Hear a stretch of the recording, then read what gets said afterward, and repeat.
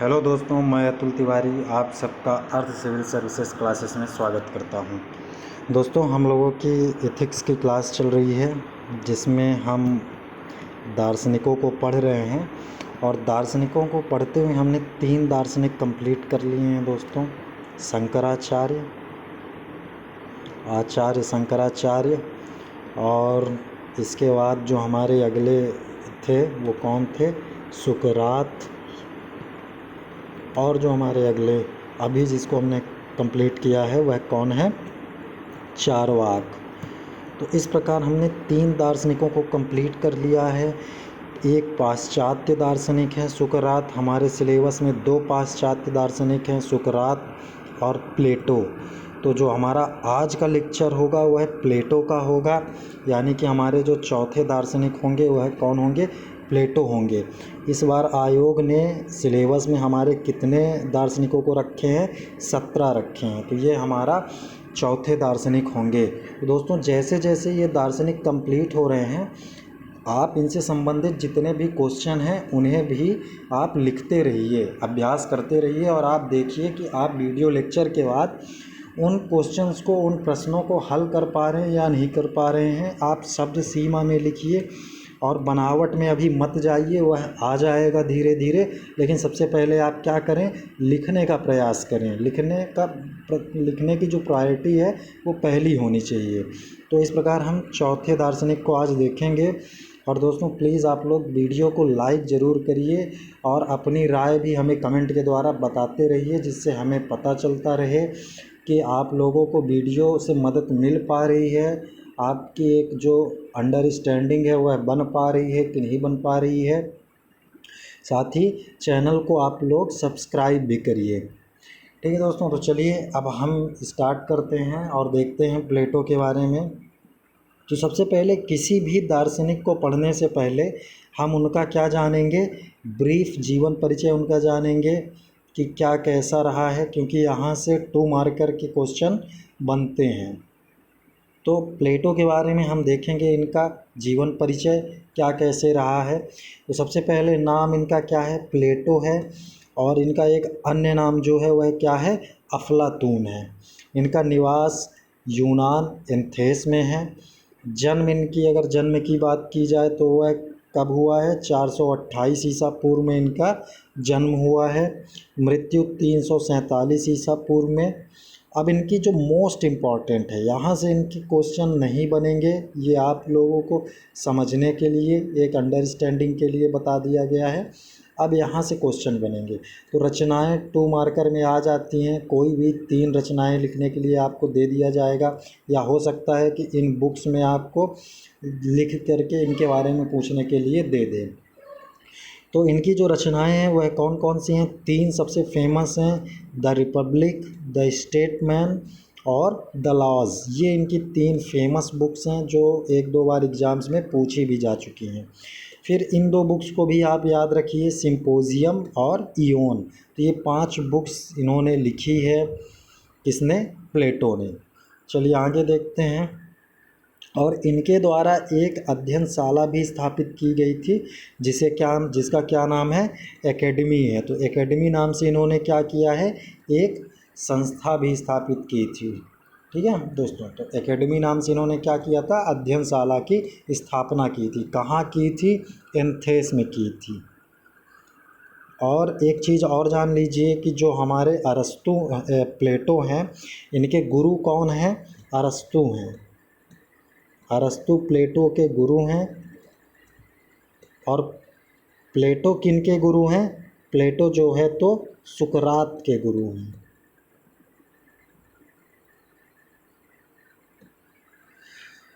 Sorry दोस्तों, उल्टा हो गया है, माफ़ी चाहूँगा। जो सुकरात हैं वह क्या हैं? प्लेटो के गुरु हैं। और जो प्लेटो हैं वह अरस्तु के गुरु हैं। इसे आप इस वर्ड से याद रखिएगा, स्पा, यानी कि सुकरात, प्लेटो, अरस्तु, ये तीनों एक दूसरे से संबंधित हैं। शिष्य गुरु वाली परंपरा रही है।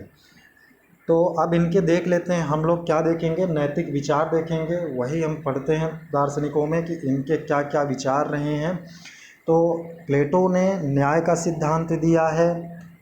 न्याय के सिद्धांत के अलावा इन्होंने शिक्षा का सिद्धांत, इनके नैतिकता का सिद्धांत और आदर्श राज्य का सिद्धांत, ये दो इनके मोस्ट इम्पॉर्टेंट हैं, न्याय का सिद्धांत और आदर्श राज्य का जो इनकी परिकल्पना है वो, और इसके अलावा शिक्षा का सिद्धांत। और एक और इनका मिलता है प्लेटो का साम्यवाद।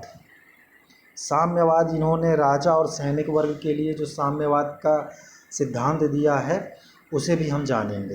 एक एक करके हम अपने वीडियो लेक्चर में सभी सिद्धांतों के बारे में बाकायदे अच्छे से पढ़ेंगे। ठीक है दोस्तों, तो चलिए अब हम न्याय सिद्धांत देखते हैं कि प्लेटो का न्याय सिद्धांत क्या है और क्या कहता है ये न्याय सिद्धांत। तो न्याय सिद्धांत, प्लेटो के न्याय सिद्धांत को पढ़ने से पहले हम ये जान लें कि न्याय का मतलब होता क्या है, आखिर न्याय क्या है। तो न्याय का सामान्य अर्थ जो हम लोग देख रहे हैं वर्तमान में वह क्या है कि न्यायालय या अदालत द्वारा किया जाने वाला न्याय, यानी कि एक संस्था है उसे हम क्या नाम दिए हैं, न्यायालय या अदालत। तो इसके द्वारा जो न्याय किया जाता है और वह किससे संबंधित होता है, कानून से, तो उसे हम क्या कहते हैं, न्याय कहते हैं। या आप इसको दूसरे शब्दों में कहें तो निष्पक्ष निर्णय, है ना, यानी कि उपलब्ध साक्ष्य के आधार पर कानून की सीमाओं में दिया गया निष्पक्ष निर्णय ही क्या है, न्याय है। ये एक न्याय की जनरल सी डेफिनेशन है जो आज भी चलती है। लेकिन जो प्लेटो का न्याय था वह कैसा है, नैतिकवादी है, वह नैतिकता से प्रभावित है। और जो इनका प्लेटो का न्याय संबंधी विचार है उनकी बुक रिपब्लिक में इसके बारे में इन्होंने चर्चा की है। तो इस बुक को आप ज़रूर बताइएगा रेफरेंस के तौर पर जब आप आंसर लिखेंगे। तो किस बुक पर इन्होंने न्याय संबंधी विचार अपना प्रकट किया था, तो रिपब्लिक बुक में। तो इन्होंने प्लेटो का न्याय क्या कहता है कि प्लेटो के न्याय का नैतिकता की अच्छाई से है, यानी कि इनका प्लेटो के न्याय का संबंध किससे है, प्लेटो के न्याय का संबंध नैतिकता की अच्छाई से है, यानी कि नैतिकता पर आधारित है इनका। आगे प्लेटो क्या कहते हैं न्याय को, कि प्लेटो ने न्याय को बाह्य या कृत्रिम वस्तु न मान करके आंतरिक वस्तु माना है। यानी कि न्याय क्या है, आंतरिक है, ना कि बाह्य, किसी अदालत द्वारा या न्यायालय द्वारा दिया जाने वाला कोई बाह्य निर्णय ना हो करके यह एक आंतरिक वस्तु है। और न्याय क्या है, न्याय आत्मा का एक अविभाज्य अंग है। अब आत्मा का अविभाज्य अंग कैसे इन्होंने कह दिया, क्योंकि यह क्या है, आंतरिक वस्तु है, और जो आत्मा है वह क्या है, आंतरिक है। तो इस प्रकार इन्होंने क्या कहा कि जो न्याय है वह आत्मा का एक अविभाज्य अंग है, जो कि न केवल मनुष्य का बल्कि राजा का भी अविभाज्य अंग है ना। जो मतलब आत्मा है वह अविभाज्य है, किसका, न्याय का। न्याय आत्मा का क्या है, अविभाज्य अंग है, तो वह मनुष्य के साथ साथ राजा का भी है कर्तव्य। आगे क्या कहते हैं कि प्रत्येक राज्य में, न्याय के संबंध में विचार है ये प्लेटो के। तो आगे प्लेटो क्या कहते हैं कि प्रत्येक राज्य में प्रत्येक व्यक्ति, यही इनकी असली डेफिनेशन है दोस्तों, इसी को आपको लिखना है, वो तो उनकी विशेषता हो गई। तो इन क्या कहते हैं कि प्रत्येक राज्य में प्रत्येक व्यक्ति अपनी योग्यता अनुसार अपना कार्य अपनी जगह पर करे तथा दूसरे कार्य में आवश्यक रूप से हस्तक्षेप ना करे, यही न्याय है। यहाँ से कितनी बातें निकल रही हैं कि प्रत्येक व्यक्ति अपनी योग्यता के अनुसार अपना कार्य करे। तो योग्यता अनुसार कार्य इन्होंने बताया, ये पहला पॉइंट हो गया। फिर दूसरा क्या है कि दूसरे के कार्य में वह हस्तक्षेप ना करे। ठीक है, तो यहाँ पर इन्होंने न्याय को क्या कर दिया है, एक तरह से प्रवृत्तियों पर योग्यता आधारित कर दिया है कि अब जिस व्यक्ति पर जो योग्यता हो वह अपनी योग्यता अनुसार कार्य करे, और जिसमें उसकी योग्यता नहीं है वह उस कार्य पर हस्तक्षेप ना करे। तो इस प्रकार इन्होंने न्याय की परिभाषा दी है कि प्रत्येक राज्य में प्रत्येक व्यक्ति अपनी योग्यता के अनुसार अपना कार्य अपने स्थान पर करे तथा दूसरे के कार्यों में हस्तक्षेप ना करे। यही क्या है, न्याय का सिद्धांत है।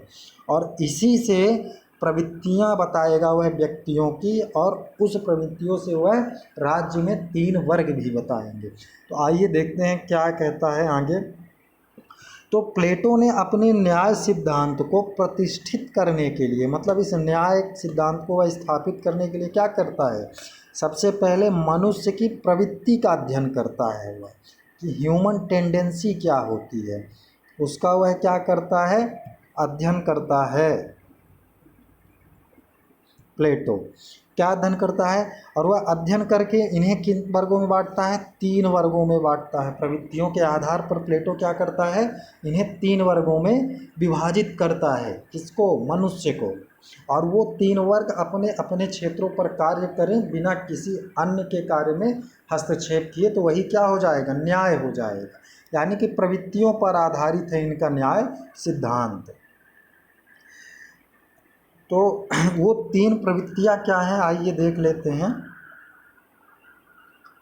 तो जो 3 प्रवृत्तियां बताई हैं प्लेटो ने, वह क्या क्या हैं दोस्तों, लालसा, साहस और बुद्धि। ये 3 ह्यूमन टेंडेंसी है, या ये कहें मानव प्रवृत्तियां हैं, जिसे प्लेटो ने बताया है कि किसी भी व्यक्ति में 3 प्रकार की प्रवृत्तियां पाई जाती हैं। या तो वह उसमें लालसा होगा, या तो उसमें साहस होगा, स्पिरिट होगा, या तो उसमें बुद्धि होगी।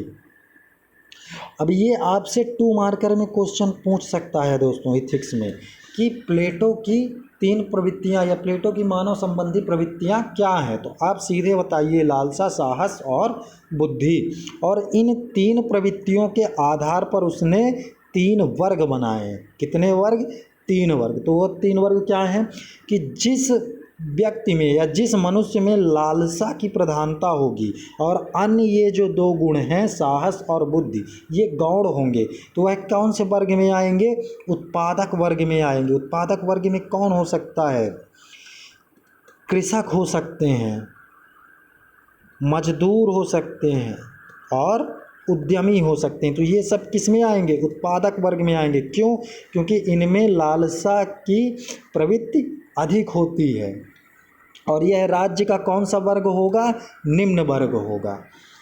ये वर्ग हैं इनके, और ये प्रवृत्तियां हैं। फिर जिस व्यक्ति में साहस नाम की प्रवृत्ति क्या होगी, अधिक होगी, तो वह किस वर्ग में उसको रखा है प्लेटो ने, सैनिक वर्ग में रखा है। और यह राज्य का कौन सा वर्ग होगा, द्वितीय वर्ग होगा। और जिस व्यक्ति में बुद्धि की अधिकता होगी, जिसमें बुद्धि की प्रवृत्ति ज़्यादा पाई जाएगी, वह किस वर्ग में होएगा, शासक वर्ग में आएगा। तो इस प्रकार 3 वर्ग विभाजित कर दिए इन्होंने, उत्पादक, सैनिक और शासक। और इन 3 वर्गों के विभाजन का आधार क्या है, उनमें पाई जाने वाली प्रवृत्तियां। और वह प्रवृत्तियां क्या हैं, लालसा, साहस, बुद्धि। और ये जो 3 प्रवृत्तियां हैं, यह प्लेटो के किस सिद्धांत पर आधारित हैं, न्याय पर। यानी कि इन 3 प्रवृत्तियों वाले व्यक्ति अपनी अपनी प्रवृत्तियों पर कार्य करें बिना किसी दूसरे प्रवृत्ति पर हस्तक्षेप किए हुए, वही क्या कहलाता है, न्याय कहलाता है। आई होप दोस्तों आपको न्याय सिद्धांत समझ में आ गया होगा। यानी कृषक वर्ग जो है वह खेती का ही कार्य करे, ना कि वह सैनिक का कार्य करे। इसी प्रकार जो सैनिक है उसका कार्य है राज्य की सुरक्षा करना, उसमें साहस का तत्व, साहस नामक तत्व की क्या है, प्रधानता है। अब जो सैनिक है वह कृषि कार्य करने लगेगा, तो यह क्या हो जाएगा, न्याय का सिद्धांत असत्य हो जाएगा, मतलब न्याय नहीं होगा। तो इसी को प्लेटो कहते हैं कि जिनमें जो प्रवृत्ति पाई जा रही है वो अपने प्रवृत्ति के अनुसार कार्य करें बिना किसी दूसरे के कार्यों में हस्तक्षेप किए हुए, यह क्या हो गया, न्याय हो गया। तो यही प्लेटो का न्याय सिद्धांत है। चलिए आगे आगे क्या है, तो आगे एक मोस्ट इम्पॉर्टेंट पॉइंट है कि जो ये सैनिक वर्ग और शासक वर्ग है, इन दोनों को सम्मिलित रूप से क्या कहा है प्लेटो ने, संरक्षक वर्ग कहा है। हमने 3 वर्ग पढ़े हैं, कौन कौन से, उत्पादक वर्ग, सैनिक वर्ग, शासक वर्ग। अब इन दो उत्पादक वर्ग के अलावा जो हमारे 2 वर्ग हैं, सैनिक और साहस, इन दोनों को सम्मिलित रूप से क्या कहा जाता है? संरक्षक वर्ग यानी कि गार्जियन। क्यों गार्जियन कहा जाता है? क्योंकि इनका कार्य क्या है? राज्य की सुरक्षा, यानी कि जो राज्य की बाहरी सुरक्षा कौन करेंगे? सैनिक करेंगे। और जो आंतरिक व्यवस्था है उसको बनाने का निर्देश कौन देगा? राजा देगा, शासक देगा। तो इस प्रकार इन दोनों को क्या कहा गया है? संरक्षक वर्ग कहा गया है। अब आइए दोस्तों, प्लेटो का जो न्याय सिद्धांत है वो बस इतना ही है। वह क्या कहता है? प्रवृत्तियों के आधार पर मानव को 3 वर्गों में विभाजित किया है और यह कहा है कि जिस व्यक्ति में जो प्रवृत्ति पाई जा रही वह उसी अनुसार कार्य करे और किसी अन्य के कार्य में हस्तक्षेप ना करे। यही क्या है? न्याय है। और इसी पर उसने मानव को भी 3 वर्गों में विभाजित कर दिया है। तो अब हम प्लेटो के जो न्याय है उसकी हम क्या पढ़ेंगे? विशेषताएं पढ़ेंगे न्याय सिद्धांत की कि क्या क्या विशेषताएं हैं। तो चलिए देखते हैं और यहीं पर मैं आपको इसको क्या करूँगा? समझाने का भी प्रयास करूँगा। दोस्तों, पहली विशेषता क्या है इसकी? कि जो न्याय है वह क्या है प्लेटो के न्याय में? कि वह आत्मा की आवाज़ है। हमने अभी आपको बतलाया कि प्लेटो ने क्या कहा कि जो न्याय है वह क्या है? आंतरिक वस्तु है, ना कि बाह्य या कृत्रिम, जो कि मानव या मनुष्य के साथ साथ राजा में भी होती। तो यह क्या है? आत्मा की आवाज़ है। बिल्कुल सही। फिर इसकी जो दूसरी विशेषता है वह क्या है? इसमें विशेष कार्य का सिद्धांत है। विशेष कार्य का सिद्धांत कैसे है? कि प्लेटो ने अपने न्याय सिद्धांत में प्रवृत्तियों के आधार पर 3 वर्गों में मनुष्य को विभाजित किया है। उत्पादक, है ना, सैनिक और शासक। तो ये क्या है? विशेष कार्य का सिद्धांत है कि नहीं? कि यानी उत्पादक वर्ग क्या करेगा? उत्पादन का कार्य करेगा। सैनिक वर्ग जिसमें साहस होगा वह क्या करेगा? राज्य की सुरक्षा व्यवस्था को बनाए रखेगा। और जो हमारा शासक वर्ग है वह क्या करेगा? शासन संचालन का कार्य करेगा। यानी इसमें सभी कार्यों में क्या किया गया है? विशेषीकृत किया गया है कि जिनमें जो प्रवृत्ति होगी वही करेगा। तो विशेष कार्य का सिद्धांत लागू हो रहा है। फिर आगे क्या है इसकी तीसरी विशेषता? कि दार्शनिक शासक द्वारा न्याय किया जाएगा। प्लेटो ने क्या कहा है? दार्शनिक शासक की इन्होंने कल्पना की है। अब दार्शनिक शासक कौन होगा? जो बुद्धिमान होगा, जिसमें बुद्धि नामक प्रवृत्ति क्या होगी? अधिक होगी, उसकी प्रबलता होगी। तो इस प्रकार इन्होंने शासक को क्या माना है? दार्शनिक माना। यानी जो शासक होगा प्लेटो के आदर्श राज्य में भी वह कैसा होगा? दार्शनिक होगा और वही न्याय करेगा। कौन न्याय करेगा?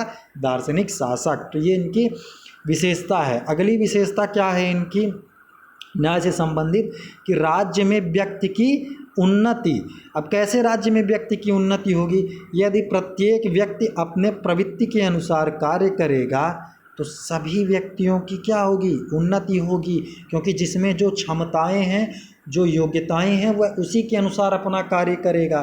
तो जाहिर सी बात है कि जब व्यक्ति अपने योग्यता के हिसाब से कार्य करेगा तो वह उस कार्य से न केवल खुश होगा बल्कि अपनी पूरी क्षमता का उपयोग करेगा, जिससे व्यक्ति का क्या होगा? विकास होगा, उन्नति होगा और व्यक्ति के विकास से राज्य का विकास होगा। फिर आगे इनके न्याय के सिद्धांत में क्या है? शिक्षा का महत्व है। शिक्षा का महत्व कैसे है? राजा जो है वह कैसा होगा? दार्शनिक होगा। और साथ ही साथ इन्होंने शिक्षा के क्रमवार व्यवस्था की बात कही है ना। बाल्या अवस्था से लेकर के प्रौढ़ा अवस्था तक की शिक्षा की बात कही है। आगे जब हम शिक्षा संबंधी इनके विचार पढ़ेंगे तो वहाँ पर हम समझेंगे कि कैसे इन्होंने शिक्षा को क्रमवार बतलाया है और कैसे ये कहा है कि बाल्यावस्था में किस प्रकार की शिक्षा होनी चाहिए, यौवन अवस्था में किस प्रकार की शिक्षा होनी चाहिए और इन शिक्षाओं के आधार पर व्यक्ति को किस प्रकार के पद या कार्य मिलने चाहिए। फिर अगली विशेषता क्या है? एक व्यक्ति एक कार्य। तो बिल्कुल एक व्यक्ति एक कार्य कैसे हो रहा है? जो उत्पादक वर्ग है वह क्या करेगा? उत्पादन का ही कार्य करेगा, है ना।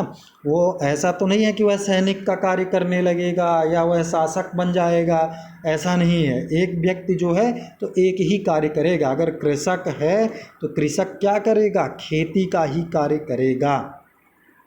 अगला पॉइंट क्या है, दूसरे के कार्यों में हस्तक्षेप नहीं करना। ये अभी हमने आपको जितनी डेफिनेशन जो बतलाई है उसी से विशेषताएं निकल रही हैं, यानी कि याद करने में बिल्कुल भी कठिनाई नहीं आएगी। तो दूसरे के कार्यों में हस्तक्षेप नहीं करना, यह इनके न्याय की तो आत्मा ही है, जिसमें वह क्या कहते हैं कि सभी व्यक्ति अपनी योग्यता के अनुसार अपना कार्य करें और किसी अन्य के कार्य में हस्तक्षेप नहीं करें। यानी सैनिक वर्ग जो है तो वह अपने राज्य की सुरक्षा का ही कार्य करेगा, ना कि वह शासन का। फिर अगला क्या है, न्याय के दो रूप इन्होंने बतलाए हैं। कौन कौन से दो रूप बतलाए हैं, एक सामाजिक और दूसरा व्यक्तिगत। तो दो रूप हैं न्याय के, सामाजिक और व्यक्तिगत। इनको हम डिटेल में आगे जानेंगे दोस्तों, अभी केवल आप विशेषताओं में यही जानिए, और जब आप आंसर लिखेंगे तो थोड़ा थोड़ा लिखते भी जाएंगे जैसे मैं आपको बता रहा हूँ। फिर आगे इन्होंने किसकी बात कही है, नैतिक न्याय की बात कही है, क्योंकि इसमें किसको ध्यान दिया जा रहा है, अच्छाई को ध्यान दिया जा रहा है, साथ ही व्यक्ति की उन्नति की बात कही जा रही है ना। और प्रत्येक व्यक्ति अपनी योग्यता अनुसार कार्य करे, किसी के अन्य के कार्य में हस्तक्षेप ना करे। तो इस प्रकार यह किसकी बात कर रहे हैं, नैतिक न्याय की। और अगला जो इनकी विशेषता वह क्या है, न्याय की एकता का सिद्धांत है। यानी कि इन्होंने 3 वर्गों में विभाजित करके न्याय को क्या किया है, संगठित किया है। यानी मानव को इन्होंने 3 वर्गों में विभाजित किया है, ना कि न्याय को। न्याय तो एक ही है, वह क्या है कि प्रत्येक व्यक्ति अपना अपना कार्य करे, किसी अन्य का कार्य ना करे। अपना अपना कार्य करने के लिए कहा है। भले वह 3 वर्ग है, उत्पादक वर्ग क्या करे, उत्पादन का कार्य करे, है ना। और जो सैनिक वर्ग है वह क्या करे, सुरक्षा का कार्य करे, राज्य की सुरक्षा का कार्य करे। और जो शासक वर्ग है वह क्या करेगा, वह शासन का कार्य करे। तो इस प्रकार ये अपना अपना कार्य करेंगे तो न्याय में कैसा क्या आएगा, एकता आएगी। और इसी से क्या निकलता है, यह इसमें न्याय की एकता का सिद्धांत भी निहित है। तो दोस्तों ये हो गई इनकी न्याय की विशेषता। अब आइए आगे देखते हैं हम कि न्याय व्यवस्था के कौन कौन से तत्व होते हैं। हो सकता है कि ये आपके 2 मार्कर में आ जाए, या हो सकता है कि 200 वर्ड्स में भी आ जाए। तो जब 200 वर्ड्स में आएगा तब आपको क्या करना होगा, बाकायदे डेफिनेशन देनी होगी, और ये जो इनके पॉइंट्स हैं इनको आपको क्या करना होगा, एलेबोरेट करना होगा। तो क्या है न्याय व्यवस्था के तत्व, तो जो प्लेटो हैं, तो प्लेटो की न्याय व्यवस्था के 3 प्रमुख तत्व हैं। कितने दोस्तों, 3, जो उसके आत्मा के त्रिकोणीय सिद्धांत पर आधारित है। यहीं पर एक आपका क्वेश्चन बन जाएगा कि प्लेटो की आत्मा का त्रिकोणीय सिद्धांत क्या है। तो वह आप जब जानेंगे कि न्याय व्यवस्था के तत्व कौन कौन से हैं, तब आप इसको अच्छे तरीके से लिख पाएंगे। तो ये कुछ नहीं है दोस्तों, वही जो हम पढ़ के आ रहे हैं, प्लेटो की न्याय की डिफिनेशन वही है। इसमें क्या है, पहला जो इनका तत्व है वह क्या है, कार्यात्मक विशेषीकरण। अब कार्यात्मक विशेषीकरण में आप बता देंगे कि इन्होंने लालसा के मानव में पाई जाने वाली प्रवृत्तियों को 3 वर्गों में विभाजित किया है, और उन 3 वर्गों के आधार पर इन्होंने राज्य में मनुष्य को 3 वर्गों में विभाजित किया है, जो कि उत्पादक है, सैनिक वर्ग है और साहस वर्ग है। और प्रत्येक वर्ग क्या करेगा, अपनी अपनी प्रवृत्तियों के आधार पर कार्य करेगा। तो यह क्या हो जाएगा, कार्यात्मक विशेषीकरण। फिर दूसरा क्या है इसका तत्व, हस्तक्षेप की नीति, यानी कि कोई भी वर्ग किसी अन्य वर्ग का कार्य नहीं करेगा।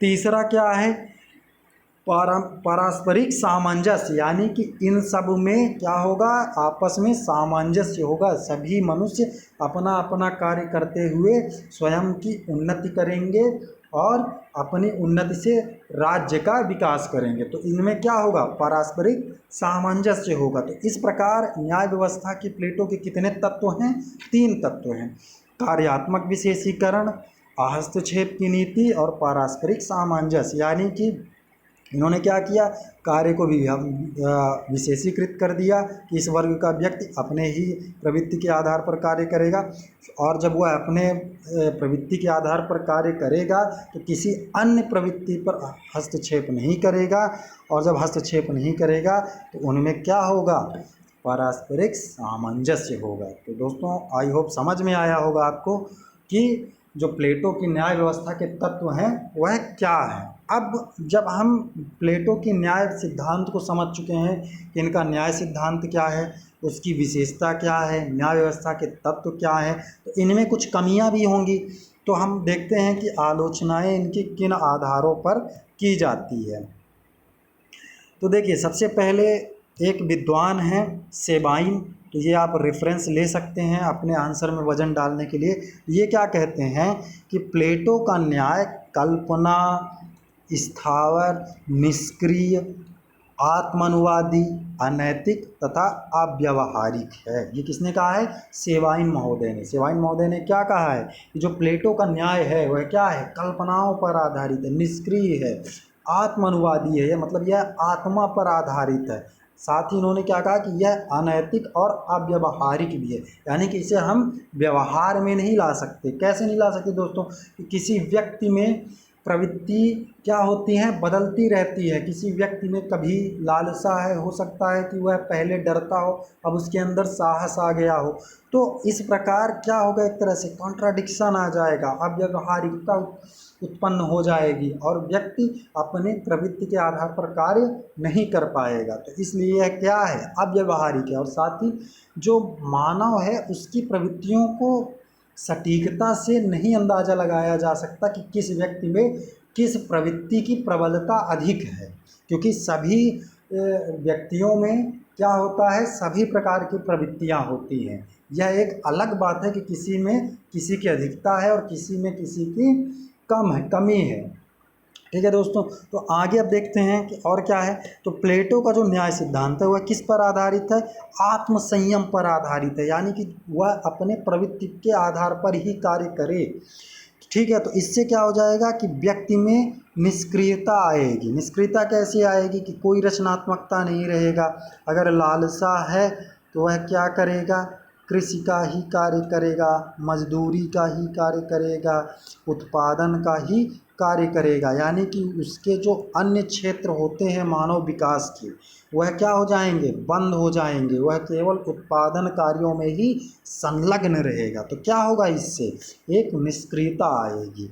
फिर आगे यह क्या है, इनकी आलोचना में क्या कहा जाता है कि जो इनका न्याय का सिद्धांत है वह न्याय सिद्धांत ना होकर के क्या है, सद्गुणों का सिद्धांत है ना। क्यों, क्योंकि यह नैतिकता पर आधारित है, अच्छाई पर आधारित है। इसमें ये कहा जाता है कि व्यक्ति में ये प्रवृत्ति है, वह अपने प्रवृत्ति के अनुसार क्या करे, कार्य करे। तो इसमें से न्याय कहाँ आ रहा है। अगर किसी व्यक्ति में हो सकता है कि ये कुछ वर्षों पश्चात या किसी विशेष अवस्था में उसके अंदर या किसी विशेष परिस्थिति को देख करके उसके अंदर क्या हो जाए, उसकी प्रवृत्ति परिवर्तित हो जाए, तो वह क्या है, न्याय नहीं होगा ना, वो तो फिर दूसरे वर्ग में शामिल हो जाएगा।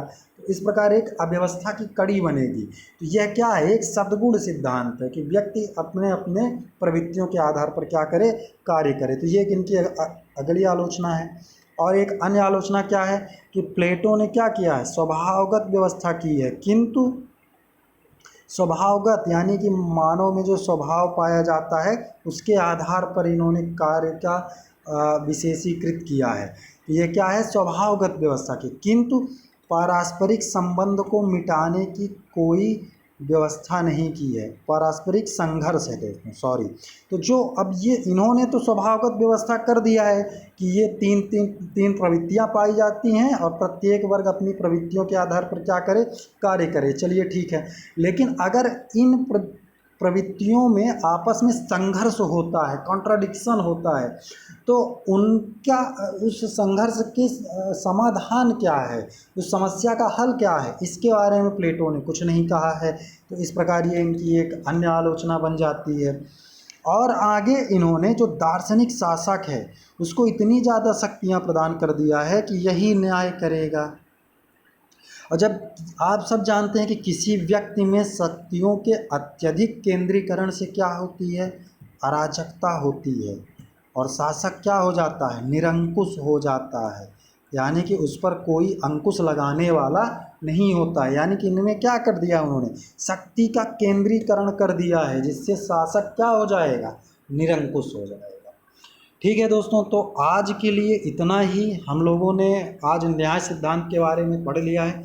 दोस्तों होता क्या है कि वीडियोस लंबी हो जाती है, तो हमने सोचा कि वीडियोस को छोटे छोटे कड़ी के रूप में आप सबके सामने लाया जाए। आवश्यकता पड़ने पर इसको अगर ज़रूरत पड़ती है तो लेक्चर बड़ा भी हो सकता है। तो दोस्तों वीडियो अगर आप लोगों को पसंद आ रही हो, आपके समझ में आ रहा हो, तो आप प्लीज़ वीडियो को लाइक सब्सक्राइब करना ना भूलें, और आप अपने सुझाव भी हमें कमेंट बॉक्स पर दे सकते हैं। धन्यवाद।